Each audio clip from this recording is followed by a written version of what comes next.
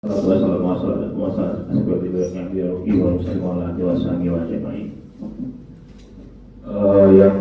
pertama-tama yang saya hormati Bang Ervan, ya, Ketua Pemuda Muslimin.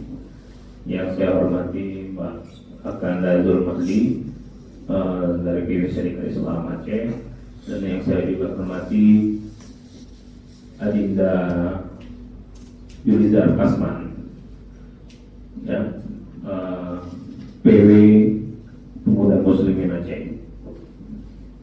Ya, tertarik saya tadi mencermati bagaimana Bang Ervan, ya, mengulas bagaimana sejarah syarikat Islam, bicara tentang Syarul Aminoto, bicara bagaimana tentang politik penjajahan pada masa itu dan membangkitkan umat Islam untuk bersatu, ya, kemudian melawan bagaimana hegemoni ekonomi politik penjajah. Nah, tapi saya juga melihat bahwa mengetahui kondisi saat itu juga sama pada saat ini. Jadi mungkin yang perlu kita cermati hari ini adalah bersama-sama dengan pemuda muslimin, bersama Syarikat Islam, dan bersama dengan organisasi yang lain, bagaimana standing position kita, ya, selaku bahagian kecil dari umat Islam. Kita bagian kecil dari umat Islam yang diberikan amanah, diberikan nikmat, ya, diberikan pencerahan, diberikan knowledge, diberikan pengetahuan yang cukup untuk bersatu, untuk bisa membangkitkan ekonomi Islam. Nah, saya itu bergabung di Asosiasi Pengacara Syariah Islam Indonesia, APSI. Jadi saya bicara APSI sedikit karena mungkin ada korelasinya bagaimana kita membangun suatu advokasi bersama.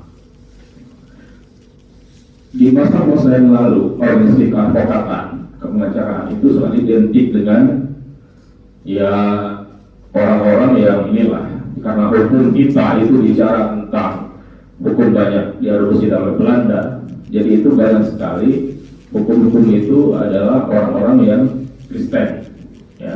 Jadi orang Islam itu tidak pernah dapat tempat. Hari ini pun demikian, begitu loh. Nah, azan kita belum disebutkan bagaimana?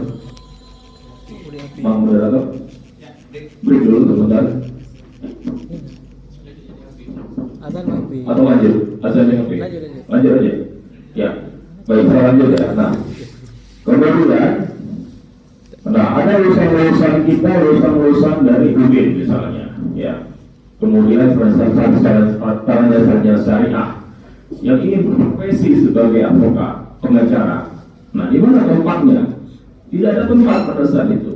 Padahal kita itu memang sudah mengadopsi namanya juga hukum Islam. Jadi ada hukum adat, hukum Islam. Nah, jadi lanjutlah pergerakan bagaimana menghadirkan organisasi advokat yang berlandaskan Islam. Nah, sama seperti misalnya juga Syarikat Islam. Nah, kita juga mendapat tempat, tapi hari ini kita dibuka ruang. Nah, apa yang saya ingin gambarkan bahwa tujuan ataupun cita-cita kita untuk melakukan sebuah perubahan tentang ekonomi, tentang masyarakat ini harus bersinergi dengan stakeholder yang lain. Tidak mungkin SI, Syarikat Islam saja, maupun PMI saja, maupun SEK, maupun organisasi yang berjuang secara sendiri. Seperti yang dikatakan tadi misalnya oleh Pak Ketum tadi, menyampaikan bagaimana Nusantara yang luas, kemudian kita melawan kolonialisme secara sendiri, ternyata tidak mampu, gitu kan. Nah, ketika kita bersatu, kita mampu. Ibaratnya ketika kita bersatu dengan sapu ini satu patah, kemudian bersatu agak sulit dipatahkan. Ini harus kita bangun, ya. Sinergisitasnya harus kita bangun.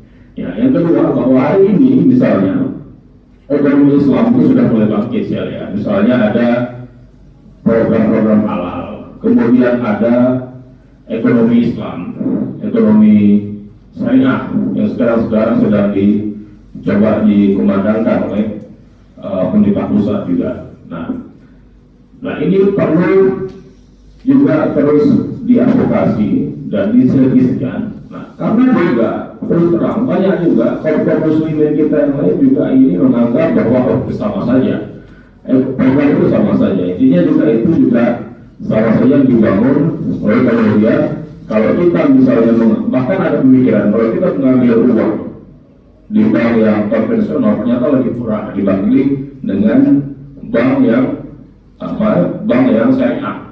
Nah ini juga gimana gitu kan kalau ada pemikiran seperti itu. Nah artinya bahwa kalau misalnya di bank konvensional ditetapkan bunga, bank syariah itu dengan perlindungan. Nah ini kan gimana konsepnya harus kita lihat.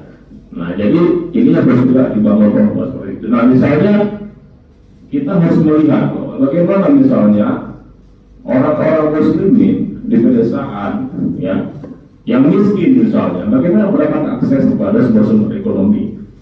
Ke bank saja mereka tidak mampu, pinjam uang ke bank saja mereka tidak mampu, mereka tidak punya tanah, tidak punya apapun. Sementara bank sekarang itu konsepnya agunan. Bisa nggak yang kita bangun, iya kan? Dan konsep ini harus kita bangun. Nah, inilah yang harus kita mengetengahkan kita bersama. Nah, yang ketiga, sekarang zaman digitalisasi, ya zaman sudah berubah. Saya pernah baca buku Francis Fukuyama itu borderless, state of borderless. Negara itu nggak masuk lagi sekarang. Nah, kalau bicara bisnis, tentu bicara ekonomi, ya pada saat ini. Sekarang misalnya, Pak Koto bisa bicara dengan Cina langsung, kita bisa buat. Nah, orang bisa dengan internetnya itu bisa membangun komunikasi ke seluruh dunia.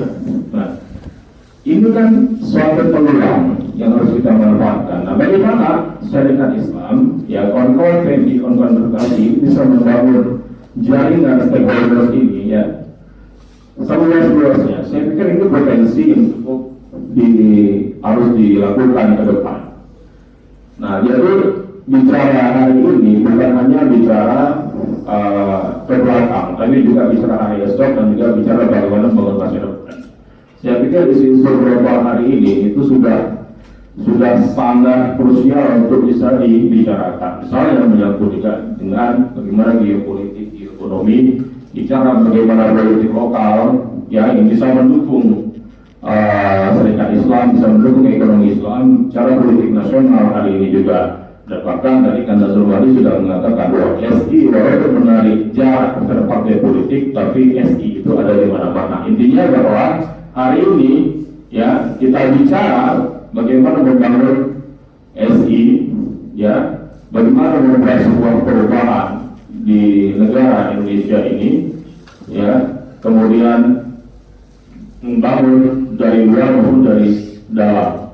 Ya pergerakan ini harus dibangun juga secara bersama dan simultan. Ya saya pikir itu saja Bang Kadinda Kasar dari saya. Wassalamualaikum warahmatullahi wabarakatuh.